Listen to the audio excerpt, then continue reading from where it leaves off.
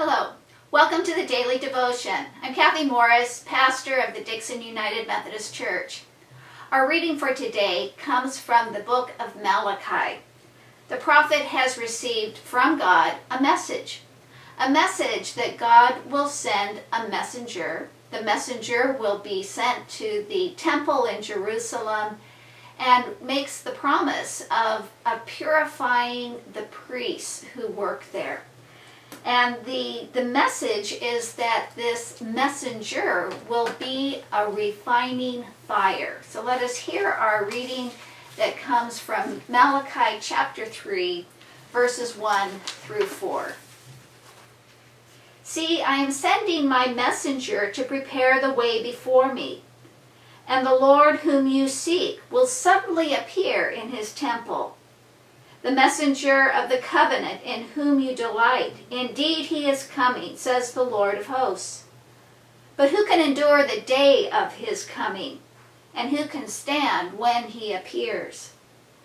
For he is like a refiner's fire and like fuller's soap.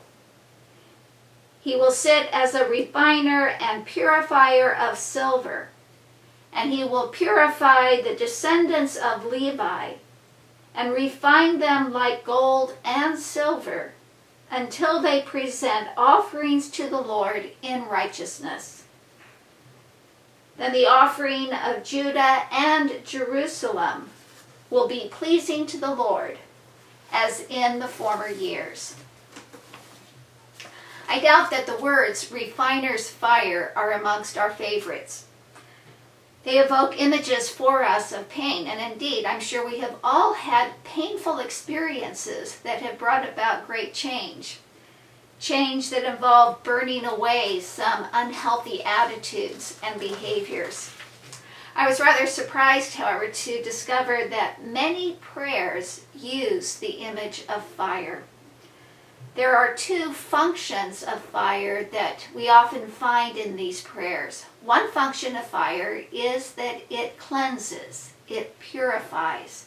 And the other function of fire is that it warms or gives light. And it is a warmth that comes from love, and it is a light that brings truth.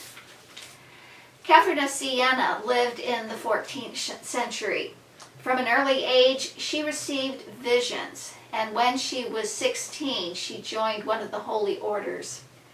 She dedicated herself to contemplation and to service to the poor and the sick. There is a prayer by Catherine that embraces these multiple types of fire, and it does give expression to what it means to have a dynamic life of faith. Eternal Godhead, O sea profound, what more can you give me than yourself? You are the fire that never burns out. You consume in your heat all the soul's self-love. You are the flame that drives away the cold. Give me your light that I may know all truth.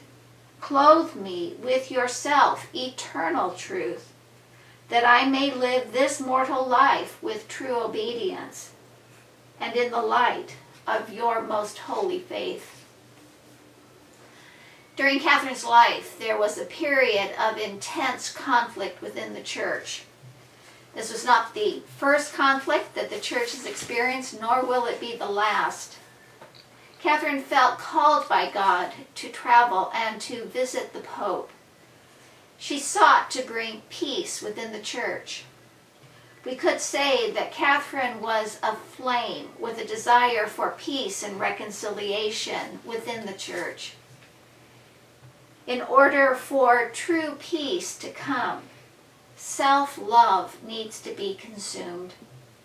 And the light of God's love must guide us in God's way of truth.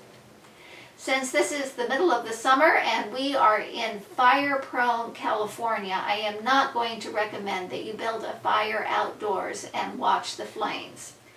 I certainly have lovely memories of summertime campfires and just being mesmerized by those flames, and I'm sure many of you do as well. But a single candle lit that can indeed give enough focus to your prayer time today, and to think about how fire both cleanses and also lights us with the way of God's love. May we indeed find peace as we seek God's light to burn brightly in our hearts.